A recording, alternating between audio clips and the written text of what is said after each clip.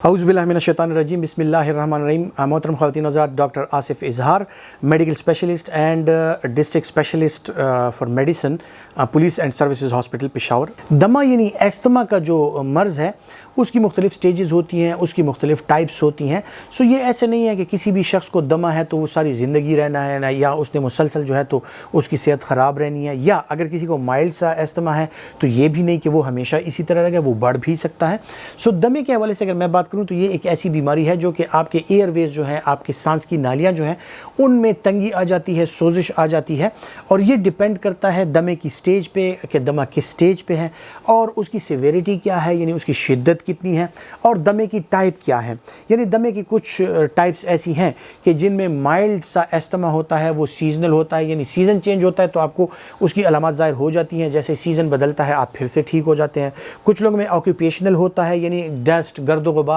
या किसी धुएं या किसी स्मेल वगैरह, परफ्यूम वगैरह या किसी रंग रोगन कहीं पे हो रहा है तो उसके स्मेल और फ्यूम्स की वजह से उनमें वो अलामत आ जाती हैं, लेकिन जैसे वो इस इन्वायरमेंट से बाहर जाते हैं सो वो ठीक हो जाते हैं। सो इसको माइल्ड एस्थमा कहा जाता है। इसी तरह बाज़ औक़ात बच्चों में ये होता है कि 2 से 7-5 साल की जो उम्र के जो बच्चे हैं उनमें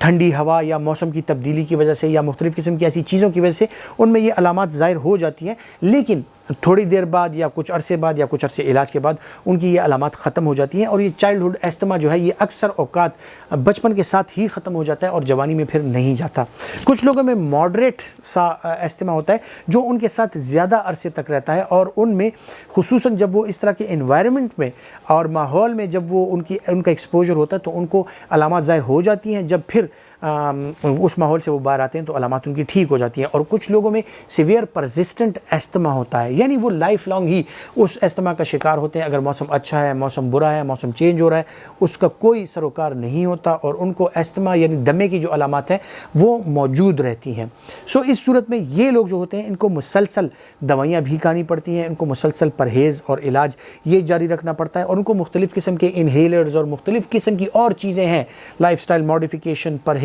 इलाज, ये सारा उनका जारी रहता है। अब दमे के हवाले से अगर बात की जाए सो जिन लोगों में माइल्ड है और एपिसोडिक सा एक एस्थमा है, सीज़न के साथ हो गया फिर उसके बाद ठीक हो गया, इन लोगों में तो ये है कि इनको अपना जो ट्रिगर होता है वो मालूम होता है कि यानी परफ्यूम वगैरह या डस्ट वगैरह जो भी चीज़ है उसकी तरफ अगर इनका एक्सपोजर हो तो उनको ये तकलीफ़ बढ़ जाती है। सो ऐसे लोगों में अक्सर औक़ात अपना ट्रिगर उनको पता होता है, उससे अपने आप को दूर रखें। जो गर्द गुबार है, स्मोक है, डस्ट है,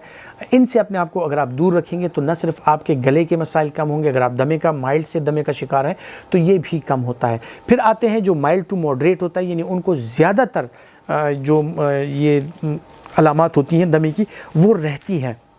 इन लोगों में ये है कि जैसे सीज़न चेंज हो रहा होता है वो अपने लिए एक अच्छा इन्वायरमेंट, जब सर्दी आती है तो अपने लिए एक गर्म सा कमरा, नीम गर्म या इस तरह मतलब मॉडरेट सा उसका टेम्परेचर अच्छा हो, ज़्यादा सर्दी की तरफ उनका एक्सपोजर ना हो। अगर सर्दी में उनको निकलना हो तो मफलर वगैरह का इस्तेमाल करें, अपने कानों को, अपनी नाक को और अपने रेस्पिरेटरी जो पैसेजेस हैं उनको वो कवर करके रखें। खुराकों में ऐसी चीज़ का इस्तेमाल ना करें जो कि आपके दमे की जो अलामत होती हैं उनको ट्रिगर करें। सो खुराकों में ऐसी चीज़ों से परहेज़, खुसूसन जो तुरश चीज़ें होती हैं जिस तरह सिरका वगैरह, लीमू, या अपने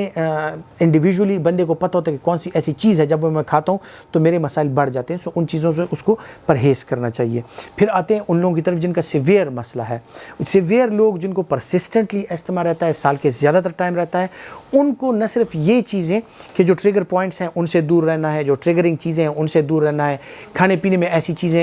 चीज़ों का इस्तेमाल करना है जो कि उनकी सेहत के लिए बेहतर हो, वज़न का ख्याल रखना है कि उनका वज़न जो है मोतदिल तरीके से हो, और साथ ही साथ में जो है तो अपनी दवाइयों का इस्तेमाल वो बहुत ज़्यादा ज़रूरी है, क्योंकि परसिस्टेंट एस्थमा के जो मरीज़ होते हैं उनको अपनी दवाइयाँ, अपने इन्हेलर्स, अपने एंटी एलर्जिक और जितने जो आपका डॉक्टर आपको तजवीज़ करता है उन दवाइयों का इस्तेमाल साल के ज़्यादा अरसे के लिए करना पड़ता है। सो ऐसे लोगों में अपने डॉक्टर से रेगुलर अपना चेकअप कराना और अपनी दवाइयों का इस्तेमाल जारी रखना वो बहुत ज़्यादा ज़रूरी है। जो लोग दायमी तौर पर दमे का शिकार होते हैं उनमें इन्हेलर्स का अक्सर इस्तेमाल होता है, या आजकल रोटाहेलर्स, या जो कैप्सूल फॉर्म में आता है कि वो कैप्सूल आप डाल के उस मशीन में और आप पंक्चर करते हैं, उस कैप्सूल का जो पाउडर होता है वो आप खींचते हैं। सो एस्थमा और COPD के मरीज़ ज़्यादातर इसका इस्तेमाल कर रहे होते हैं। सो उनके लिए एक टिप है, वो ये है कि जब भी वो एस्थमा क्लिनिक जाएँ या अपने डॉक्टर के पास जाएँ, सो डॉक्टर्स जो हैं जो ऐसे पेशेंट्स को डील कर रहे हैं उनके लिए खुसूसन कि आप अपने पेशेंट को एक दफ़ा बिठाकर उनकी इन्हेलर टेक्निक ज़रूर चेक करें,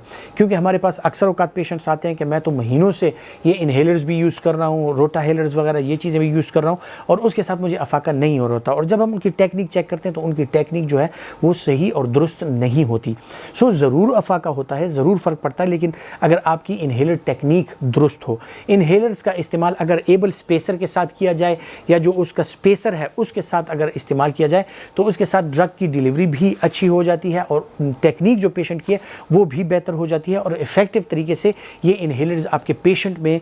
वो अपना काम कर सकती हैं और आपके पेशेंट की जो तकलीफ़ है वो कम कर सकती हैं। सो एस्थमा के जितने भी मरीज़ हैं वो अपने डॉक्टर के साथ बैठ के अपने डॉक्टर से अपनी इन्हेलर टेक्निक की एक दफ़ा दुरुस्तगी ज़रूर करवा लें।